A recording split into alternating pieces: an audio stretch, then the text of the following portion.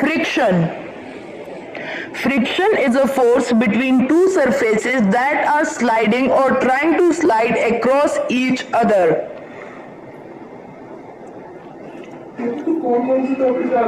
When a body slides over another body, a force of friction acts in opposite direction. This force slows down the motion of the body and finally the body comes to rest. Speeding car stops when we apply brake to it. This is due to friction, as friction acts on it. But during winter, when roads are covered with snow, it is difficult to stop the cars with brakes because friction is less in that condition. Some real-life examples of friction are writing, lighting of a matchstick, driving and rubbing hands for obtaining warmth, etc.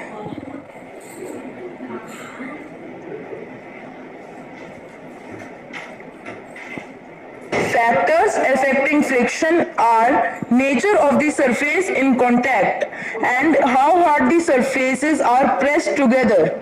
Smooth object, smooth surface. Rough object, smooth surface. Smooth object, rough surface. And rough subject, rough surface.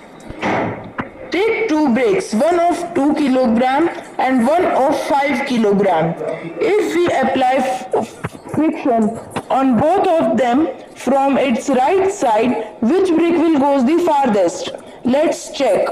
If we put force on them from its right side, the brake with smaller weight, that is lighter brake bracket 2 kg, goes farther than 5 kg. This is all due to friction. Force with which the two surfaces are pressed together is